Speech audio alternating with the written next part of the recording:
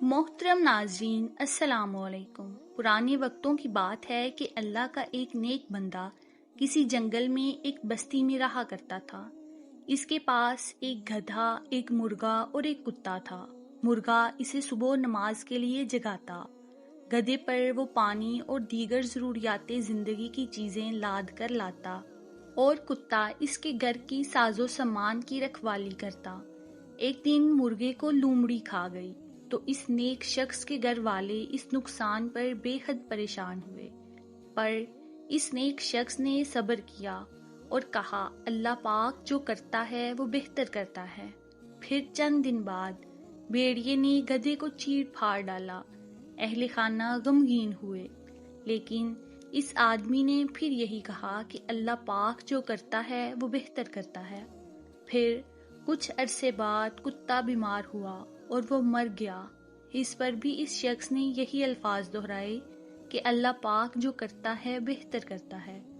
کچھ روز بعد ڈاکوؤں نے جنگل کی اس بستی پر راتوں رات حملہ کر دیا۔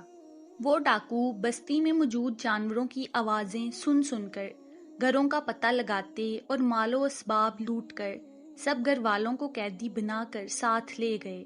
اب اس نیک شخص کے گھر میں کوئی جانور ہی نہیں تھا جو بولتا، لہٰذا ڈاکو کو اندھیرے میں اس نیک شخص کے مکان کا پتہ ہی نہ چل سکا اور وہ اسی طرح واپس ہو گئے۔ یوں وہ نیک شخص اس آفت ناگہانی سے محفوظ رہا، اور یوں صبر کے ساتھ ساتھ اس کا پختہ یقین ہو گیا کہ اللہ جو کرتا ہے وہ بہتر کرتا ہے۔ قرآن پاک میں صبر کے بہت سے فضائل آئے ہیں، چنانچہ اللہ پاک قرآن مجید میں ارشاد فرماتا ہے، پارہ نمبر 14 سورۃ نحل کی آیت نمبر 127 میں، جس کا ترجمہ یوں ہے، اور اے محبوب تم صبر کرو اور تمہارا صبر اللہ پاک ہی کی توفیق سے ہے۔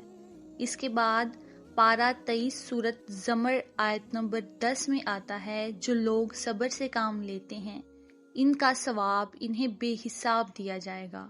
سورۃ بقرہ کی آیت نمبر 155 میں آتا ہے کہ اور ضرور ہم تمہیں آزمائیں گے، کچھ ڈر اور بھوک سے، اور کچھ مالوں اور جانوں اور پھلوں کی کمی سے، اور خوشخبری سنا دو ان صبر کرنے والوں کو۔